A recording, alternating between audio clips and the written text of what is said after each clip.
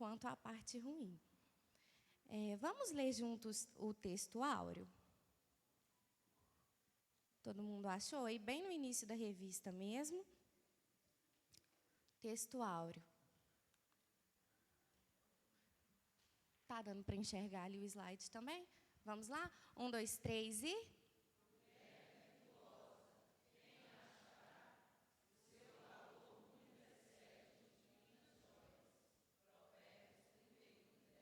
Provérbios 31, 10. Na aplicação diz assim: quando conhecemos os fundamentos da palavra de Deus, somos capazes de contestar qualquer vertente cultural contrária a ela. Eu vou passar agora para as metas específicas e a gente volta no texto bíblico básico. As metas específicas da aula de hoje, da lição de hoje, são conhecer as origens e o desenvolvimento do movimento feminista, discorrer sobre as ondas feministas e suas respectivas pautas, falar das mulheres da Bíblia que se destacaram não como ativistas, mas como mulheres de Deus que fizeram a diferença no seu tempo. Aí eu volto no texto bíblico. Nós temos 2 textos bíblicos aqui. O de Gênesis 1, 26 e 27, e o de Efésios 5, do 22 ao 25. Primeiro, nós vamos ler o de Gênesis, eu faço uma consideração, depois a gente continua lendo de Efésios. Diz assim, bem aí no início nós vamos ler Gênesis 1, 26 e 27. Também disse Deus: façamos o homem à nossa imagem, conforme a nossa semelhança. Tenha ele domínio sobre os peixes do mar, sobre as aves do céu, sobre os animais domésticos, sobre toda a terra e sobre todos os répteis que rastejam pela terra. Criou Deus, pois, o homem à sua imagem, a imagem de Deus o criou. Homem e mulher os criou. A primeira consideração que nós temos a respeito desse texto bíblico é que esse texto bíblico aqui nos mostra uma igualdade de valor entre homem e mulher. Igualdade de valor entre homem e mulher. Nós, mulheres, ocupamos posições diferentes, somos fisiologicamente, biologicamente diferentes, mas, em valor, nós somos iguais. Porque somos imago Dei, feitos à imagem de Deus. Homem e mulher são imago Dei. Homem e mulher são feitos à imagem de Deus. Ponto. Segundo texto, Efésios 5, 22 a 25. Diz assim: as mulheres sejam submissas ao seu próprio marido, como ao Senhor. Porque o marido é o cabeça da mulher, como também Cristo é o cabeça da igreja, sendo este mesmo o Salvador do corpo. Como, porém, a igreja está sujeita a Cristo, assim também as mulheres sejam em tudo submissas ao seu marido. Maridos, amai vossa mulher, como também Cristo amou a igreja e a si mesmo se entregou por ela. Esse texto ele tem gerado uma polêmica nas redes sociais. Todo mundo, quando quer falar de feminismo, vem direto nesse texto. Eu já ouvi até Paulo ser chamado de machista por causa desse texto. Só que, se a gente analisar o contexto dele, a gente entende que, na verdade, esse texto está fazendo o quê? Ele está realçando o valor da mulher. Paulo estava realçando o valor da mulher. Por quê? A audiência original desse texto aqui, quando eles liam, mulheres, sejam submissas aos seus maridos, era normal, era cultural, isso já acontecia. Então, elas liam e falavam, ok, Paulo, a gente já é submissa, tudo normal, nada fora do esperado. O que era completamente anormal era Paulo falar, maridos, amem as suas esposas e sacrifiquem-se por elas. Aquele povo entendia o que era cabeça de acordo com o conceito militar. O imperador era considerado cabeça. O resto da nação era o corpo. Portanto, o corpo ele tinha que proteger a cabeça a qualquer custo, porque se a cabeça fosse destruída, toda a nação ia padecer. Se o imperador fosse destruído, toda a nação ia padecer. Então, era o corpo quem protegia a cabeça. O que Paulo está falando, então, é totalmente contracultural. Paulo está falando assim, cabeça, agora você quem protege o corpo. Cabeça, você vai dar a vida pelo corpo. Paulo estava aqui realçando o valor da mulher e ensinando que aquele que é servido também tem que servir. Então, se a gente for analisar esse texto, Paulo não está sendo machista. Paulo está realçando o valor da mulher. Feito essas considerações, nós vamos entrar na lição de hoje.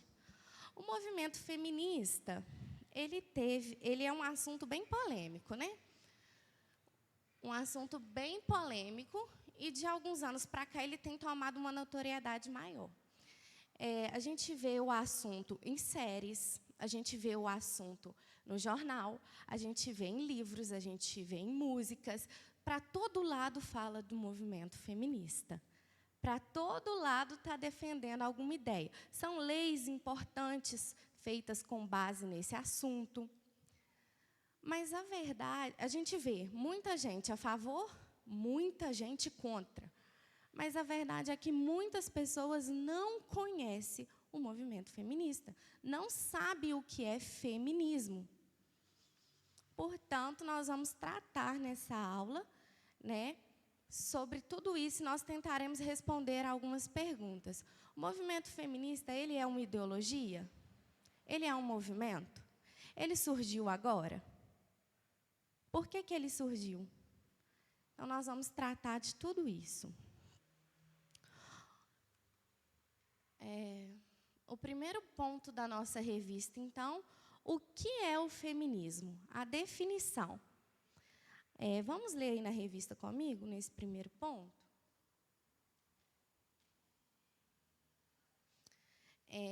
Definição.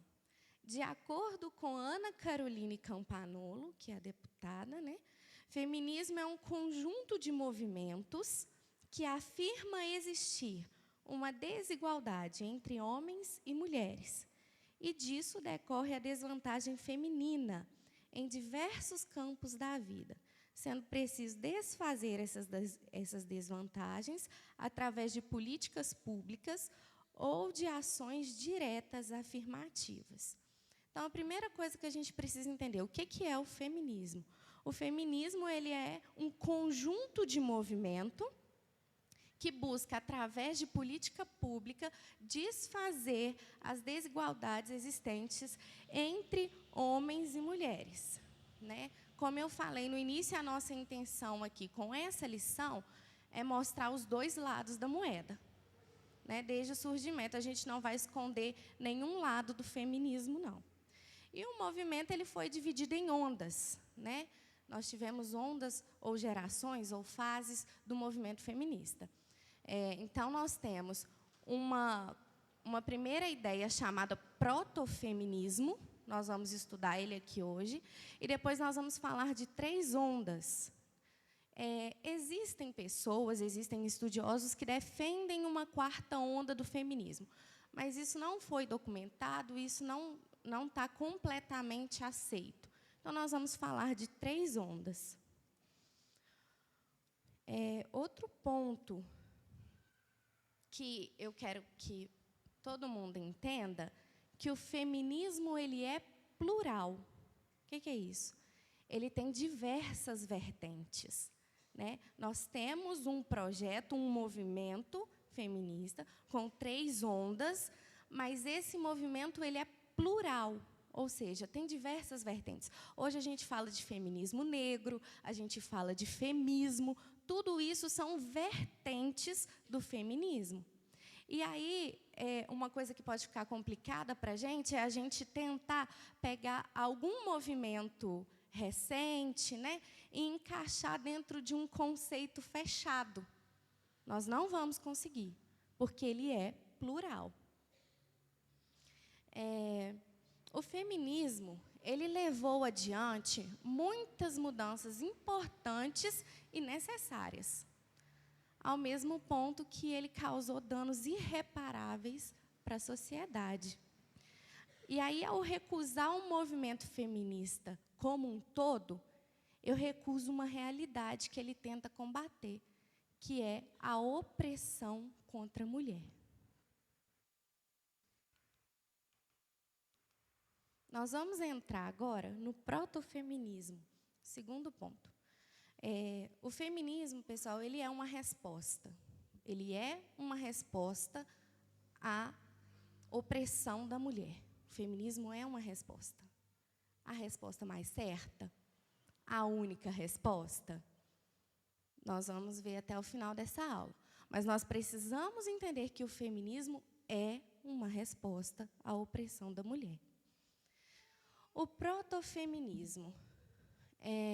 Vamos ler na revista? A partir da segunda oração aí, ó. Curiosamente, não foi iniciado por uma mulher, mas sim através das teses de William Godwin. Ele militava contra o casamento, contra a monogamia e contra as estruturas tradicionais em geral, e defendia sistematicamente a igualdade sexual. Após o William Godwin, um nome que se destacou foi da inglesa Mary Wollstonecraft, com quem ele acabou se casando. Ela contribuiu de forma significativa com o feminismo ao lançar o seu livro Uma Reivindicação pelos Direitos da Mulher, em 1792. Diferentemente das feministas de hoje, Mary defendia que as mulheres eram socialmente privilegiadas e só pensavam em futilidades, não se ocupando de assuntos sérios como a república, a filosofia ou o debate político, o combate político. Então, aqui nós estamos falando do protofeminismo, ou seja, uma introdução ao feminismo. Foi quando surgiram, né, algumas ideias que depois o movimento feminista defendeu. Mas alguns autores não aceitam, alguns estudiosos não aceitam a ideia do protofeminismo, porque aqui no protofeminismo não existia nem a palavra feminismo. Feminismo não existia na época do protofeminismo.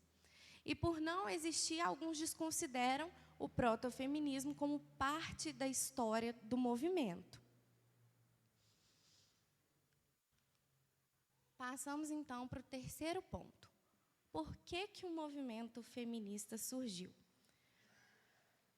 Lá no terceiro ponto da nossa revista, diz assim, ó, a escritora Carolyn McCulley, em seu livro Feminilidade Radical, disse que o feminismo não surgiu por causa de ofensas fabricadas, mas sim por uma razão.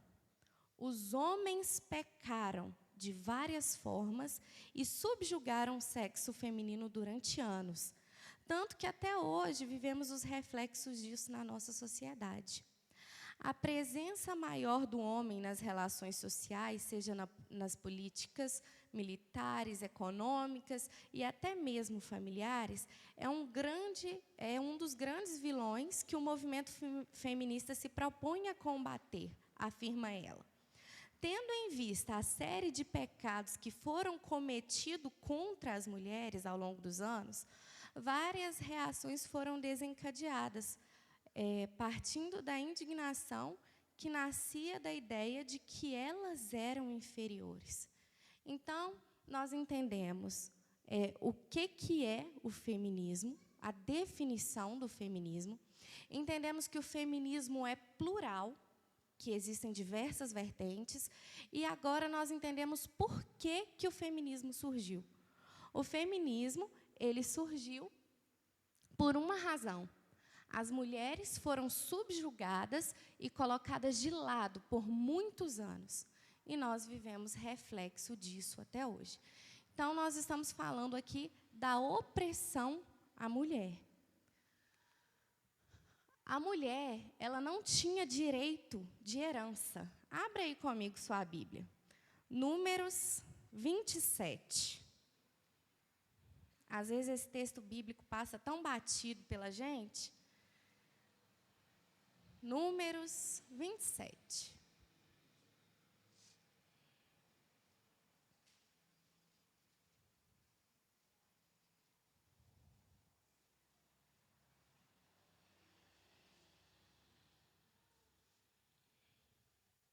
Encontraram?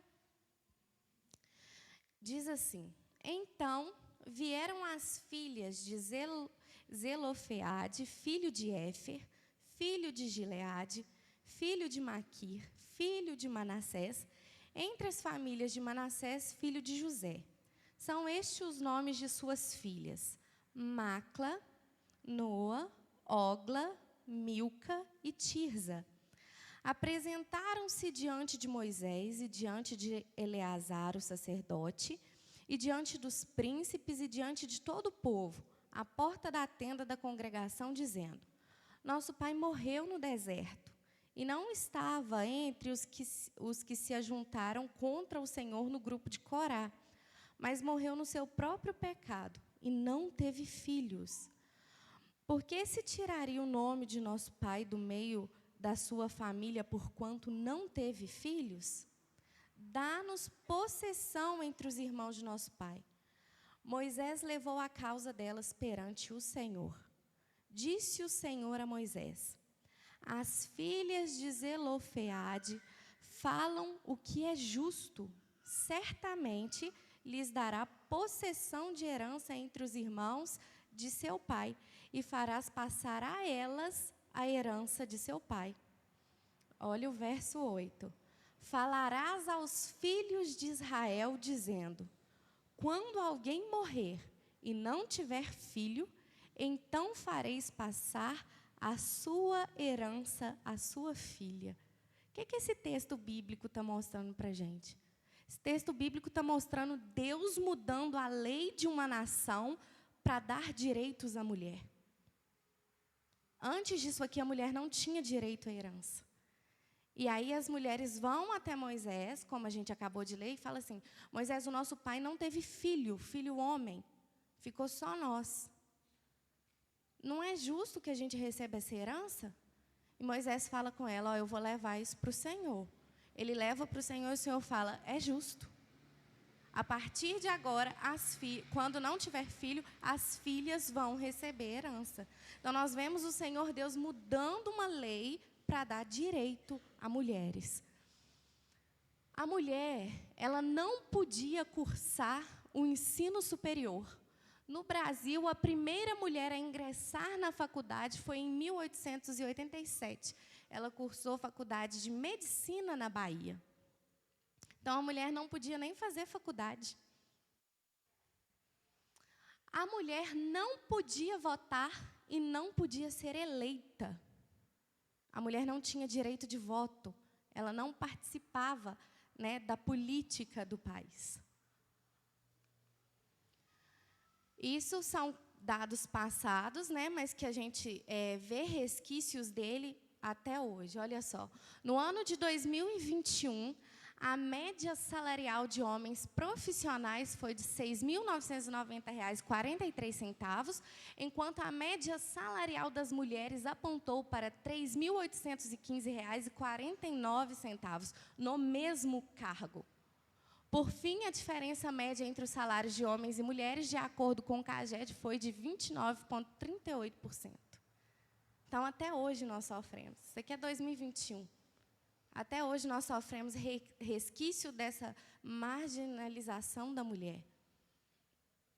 Durante o momento que a gente estava escrevendo a lição, eu estava contando para a Tia Pina um caso que aconteceu comigo. Quando eu fiz 18 anos, eu fui trabalhar. E aí, o lugar que eu queria trabalhar tinha que fazer prova. Então, eu fui chamada, fiz uma prova escrita. Daí, a pouco, eu fui chamada, fiz uma prova de múltipla escolha. Daí, a pouco, eu fui chamada de novo e fiz uma redação. Passou um tempo, nós fomos para uma entrevista coletiva. Todo mundo falou, eu tinha passado em todas as provas, em todas as etapas, e cheguei no momento de apresentar a documentação. Quando eu cheguei para apresentar a minha documentação, a minha contratação estava dependendo de um teste de gravidez. Isso é crime, gente, isso é crime. Isso é pecado. Todos os homens que fizeram a mesma prova, que passaram na etapa como eu, não tiveram que apresentar se têm filhos ou não. Para eu conseguir o emprego, eu tinha que apresentar atestado de gravidez. Isso aqui em Caratinga. Aqui em Caratinga. Então, às vezes, a gente acha assim, porque uma mulher não sofreu algum tipo de discriminação, nenhuma mulher sofre. Mas a gente precisa entender que a realidade desse mundo caído é a opressão da mulher. A mulher é oprimida. Ainda, em 2015, nós tivemos também a criação da Lei 13.104, que criou o feminicídio, e estabeleceu como crime hediondo. Aqui, sobre o feminicídio, a gente precisa fazer algumas considerações, porque existem pessoas que acreditam que o prefixo, feminicídio e homicídio. Feminicídio é para a morte de mulher, homicídio é para a morte de homem. Isso é totalmente errado, isso não existe. Feminicídio é uma qualificadora do crime de homicídio. Então, o feminicídio ele ocorre quando? Quando uma mulher é morta pelo simples fato de ser mulher, ou em decorrência de violência doméstica familiar. Então, quando alguém tem preconceito contra a mulher, preconceito de gênero, e mata uma mulher, nós temos o feminicídio. Ele é uma qualificadora do homicídio. Para ficar mais fácil da gente entender, eu tenho João com uma arma de fogo, e João dispara contra Maria. Maria vem a óbito. Qual crime que é esse? Homicídio. Outra situação. João, com uma arma de fogo, dispara contra Maria, porque Maria é mulher e ele não gosta de mulheres. O que é isso? Feminicídio. Então, não é a mesma coisa. Não é, o prefixo não indica a questão do gênero da vítima. Não é isso. Feminicídio é quando uma mulher morre pelo simples fato de ser mulher. Esse gráfico aqui vai ajudar a gente. Anos de 2019, 2018 e 2017. O de branco são os feminicídios. O de rosa, homicídios de mulher. Então, em 2019, por exemplo, nós tivemos 3.739 mulheres que foram assassinadas.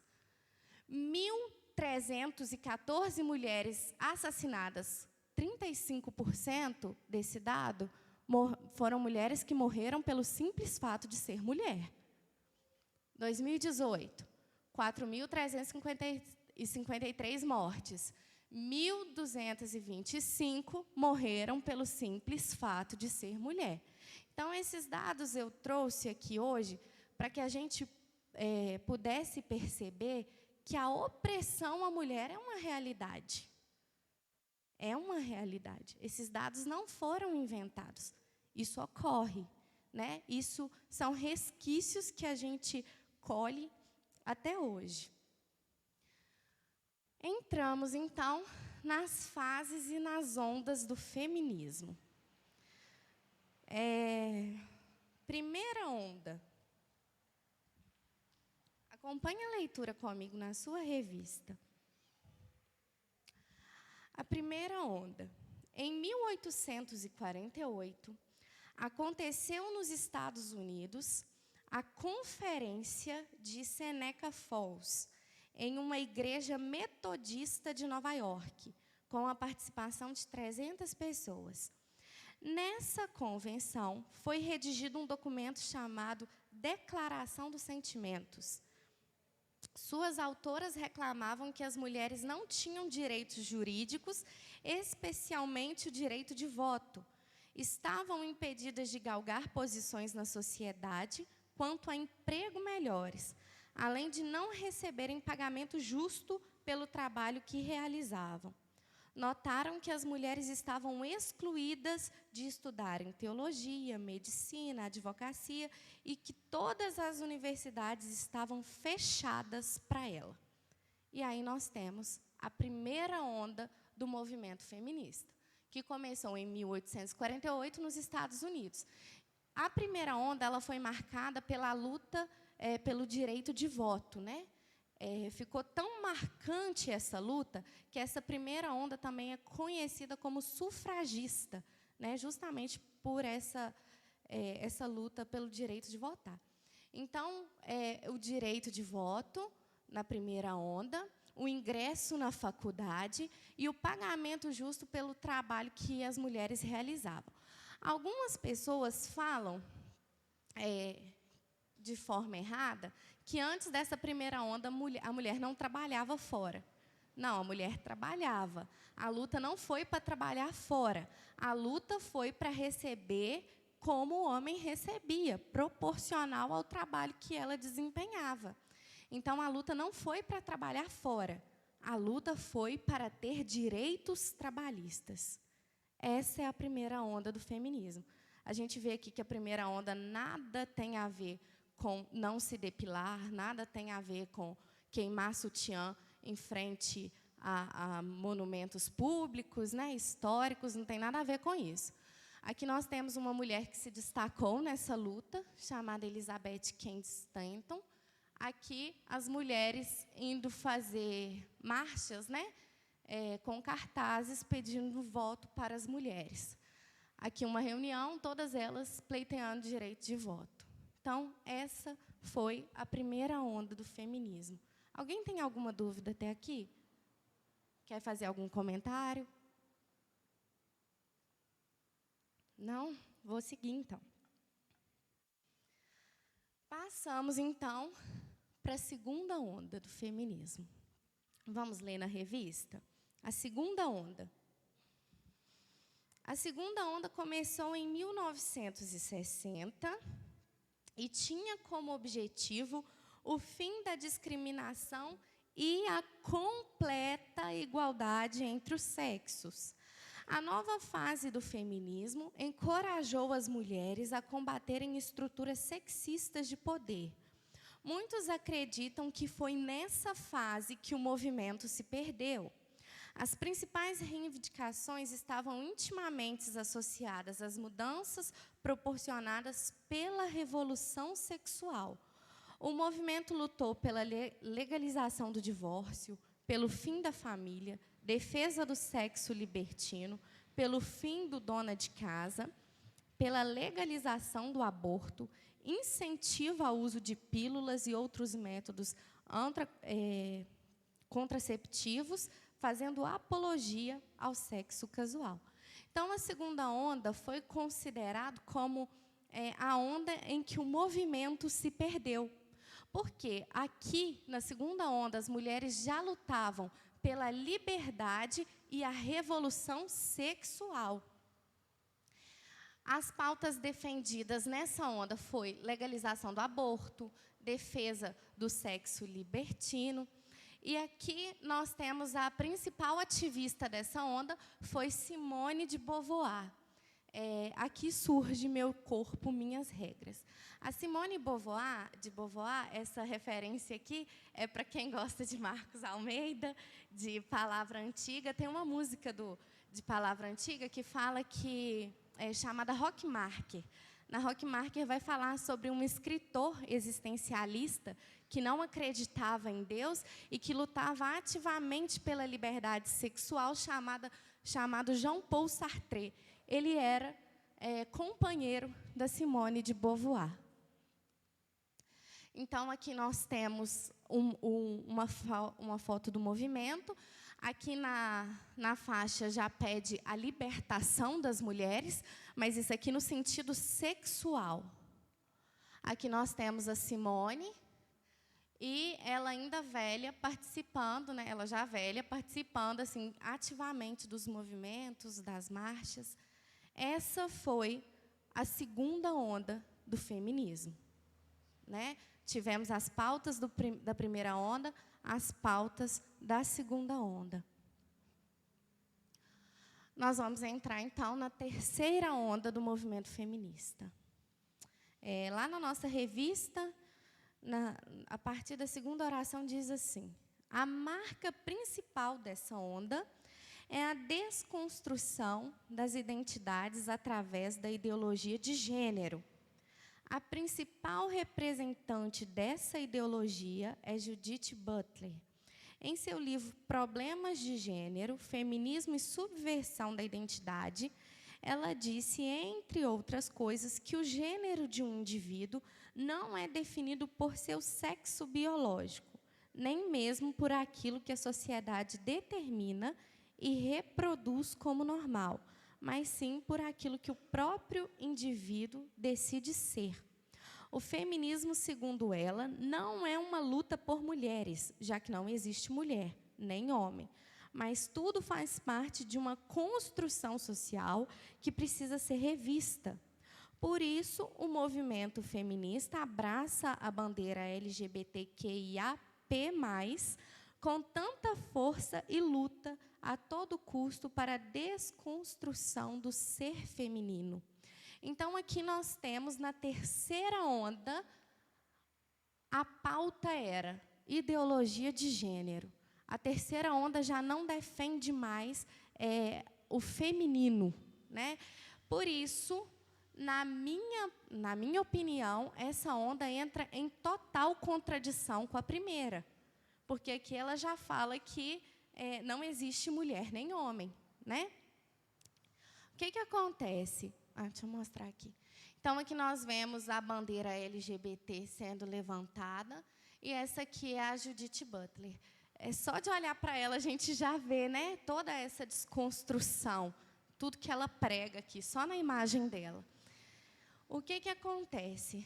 Essa foi a terceira onda do feminismo. Uma onda, ela não passa por cima de outra onda, porque elas defendem e lutaram por pautas diferentes.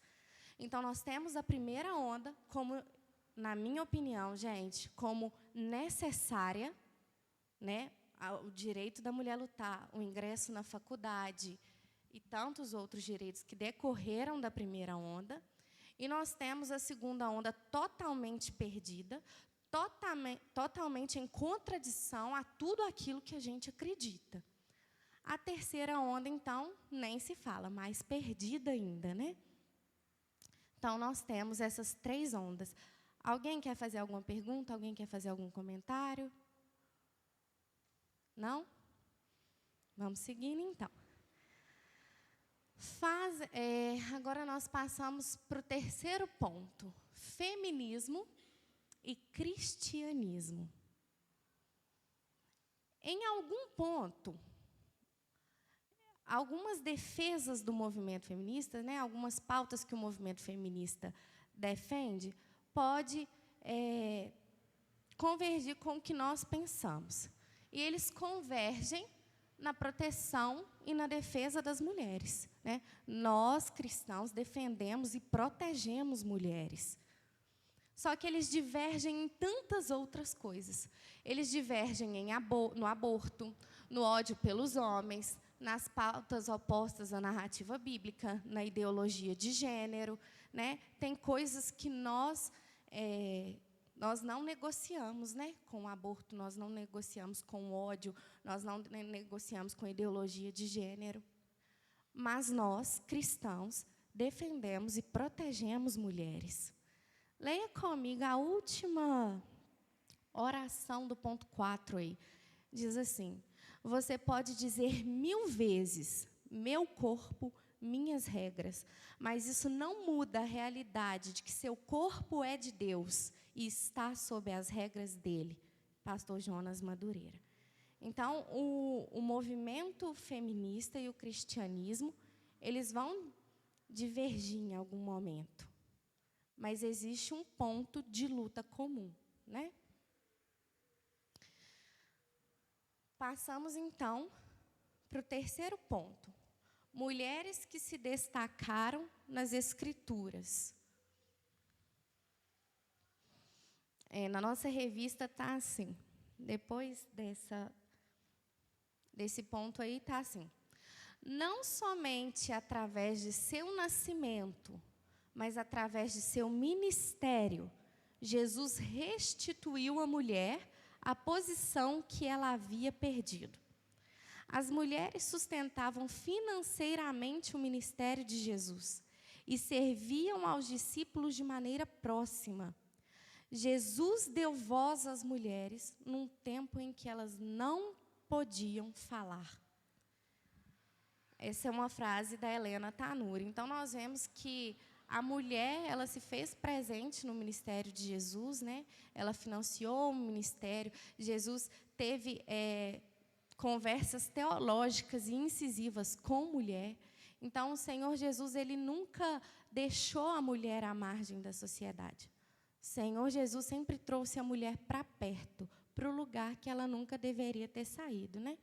E aí, a primeira mulher que se destacou nas Escrituras foi Maria, a primeira da revista, tá, gente? Existem diversas outras mulheres que têm destaque na Bíblia, mas nessa lição nós destacamos Maria, que foi agraciada com a bênção de ser mãe do Salvador. Vamos ler na nossa revista? Fala assim. Depois da referência de Lucas, fala assim. O anjo Gabriel disse a Maria que ela ficaria gestante, mesmo sendo virgem e apenas noiva de José.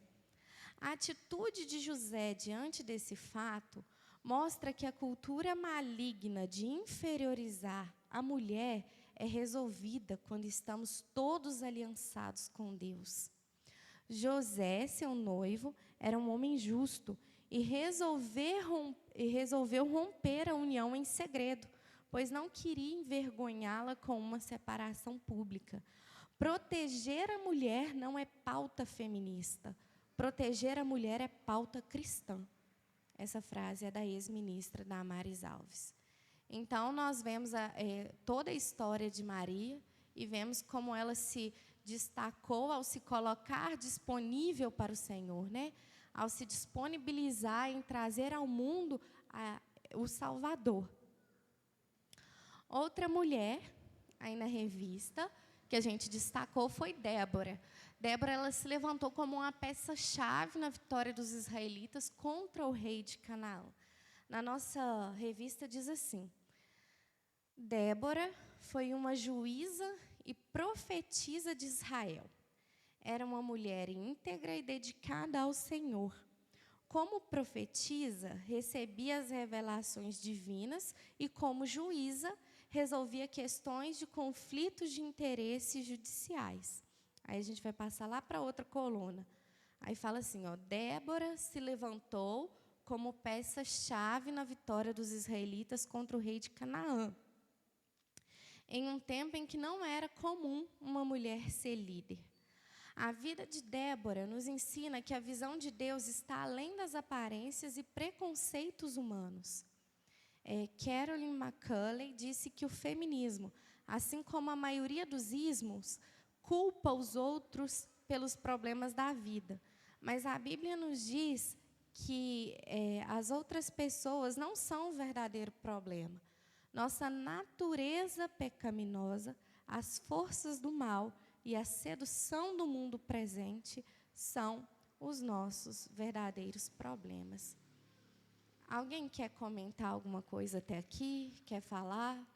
A gente conseguiu entender o que é o feminismo, a diferença de pauta de cada uma das ondas.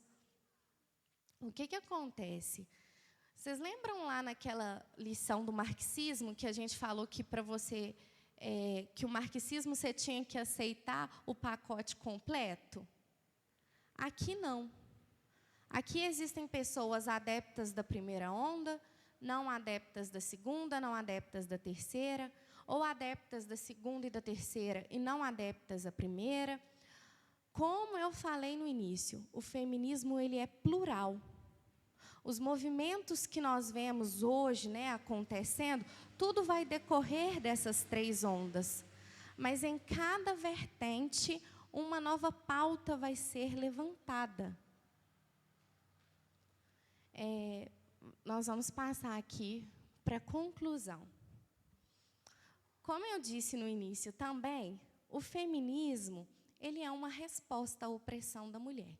Ele é uma resposta. Mas ele não é a resposta definitiva ou a resposta certa. Nós, como cristãos, nós devemos apontar homens e mulheres oprimidos a Jesus. Jesus é a solução para a opressão da mulher, para a opressão do homem. Jesus é a solução. Nós precisamos entender também sobre a ira de Deus. A ira de Deus, ela é uma oposição eterna a tudo que é mal, a tudo que é impiedoso.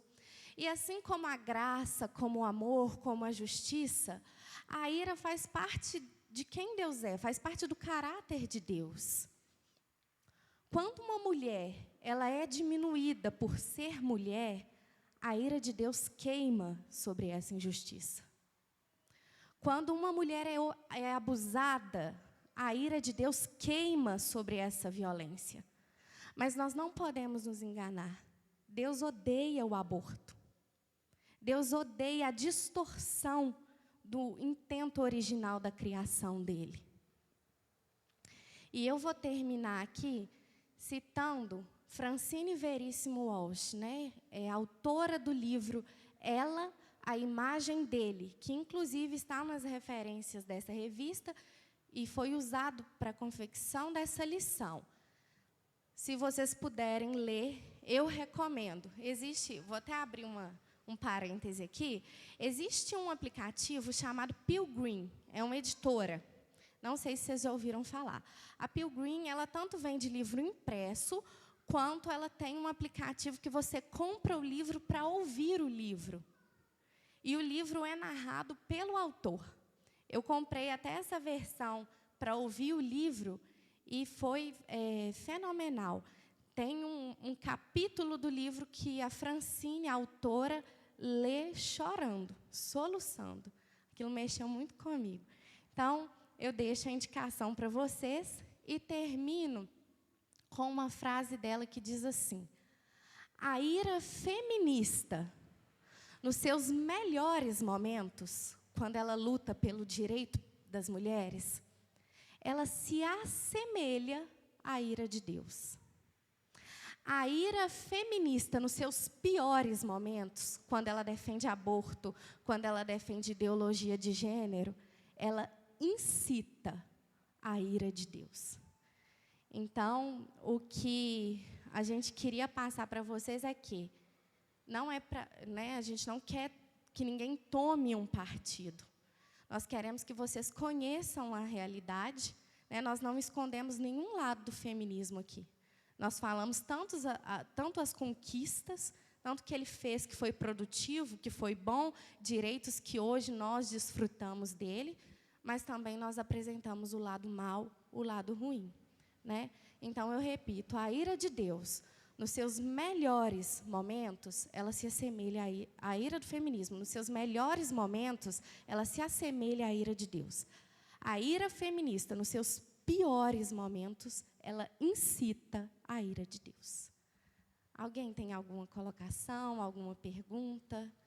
Fazer algum comentário?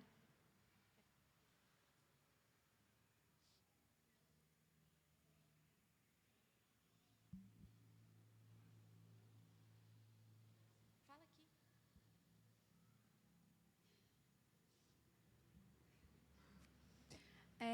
Quero falar 3 coisas. O primeiro que é essa questão de a pessoa, por exemplo, existe as mulheres que são femininas, nós, né? Existe o ativismo feminino, isso tem uma diferença. E é bom sempre a gente pesquisar e saber a respeito, porque, por exemplo, a partir da segunda onda, que é Simone de Beauvoir, as feministas costumam idolatrar ela, mas ela era pedófila, não sei se você já viu, mas ela era pedófila e essas questões assim. Então, é muito bom a gente pesquisar antes de se inserir em algum movimento, alguma coisa assim. O outro é que eu quero falar sobre Eva, que ela foi feita a partir de uma costela. Então, ela não estava acima do homem ou abaixo. Ela estava ali do lado. A mulher tem que ser cuidada, sim, pelo homem, igual você disse. E o terceiro é Jael. Você falou sobre Débora. Eu esqueci o nome do homem que vai lá e fala: Débora, eu preciso que você sobe lá comigo para a gente ganhar e não sei o que tem. Aí, Débora fala assim: eu até vou com você, mas a vitória dessa guerra está nas mãos de uma mulher. E aí, portanto, Jael, no final lá, ela mata o comandante da guerra, que chama Cícera. Então, ali, você vê que a Bíblia não é machista, porque Deus coloca sobre a mão de uma mulher a vitória de uma guerra também. É interessante. É isso. Essa questão da mulher ser feita, né, da costela, a gente vê justamente o que a gente falou no início sobre a igualdade de valor, né? Nós temos a identidade da mulher e a identidade do homem. Quando a gente... quem tira a identidade dos outros? Quem é responsável por fazer isso? Satanás, não é? Satanás deturpa a identidade dos outros. Então, quando eu coloco uma mulher numa posição abaixo, eu estou pecando, porque eu estou deturpando a identidade dela. Da mesma forma que quando eu tiro a mulher e coloco uma posição acima, eu também estou deturpando uma identidade. Então, isso também é pecado, né? É sobre igualdade de valor. Só para somar rapidinho, bom dia a todo mundo. O que a Raquel disse, tem uma frase famosa que a gente costuma muito ouvir, que diz assim: quando você vê um grande homem, atrás dele existe uma grande mulher. Então, você vai ver assim, que o inimigo trabalha de forma sutil. É uma coisa assim, minúscula, aparentemente, né? Por trás de um grande homem tem uma grande mulher. Mas isso aí está deturpando a palavra de Deus, porque a palavra de Deus diz que nós somos tirados da costela dele, nós somos ali ao lado. Então, quando você vê um grande homem, saiba que ao lado dele existe uma grande mulher, existe uma intercessora, uma ajudadora, uma companheira, e não atrás desse homem, né? Nós não estamos na posição, Deus não nos fez para ocuparmos a posição de estar atrás de ninguém, não. Nós estamos ao lado de alguém, em todos os momentos. Mais alguém quer falar? Fazer algum comentário? Alguma pergunta? Não? Só a nossa última frase ali da conclusão. Nas palavras de Jaqueline Ayashi, a salvação não está no feminismo, mas em Cristo Jesus, né? Nossa salvação está em Cristo Jesus.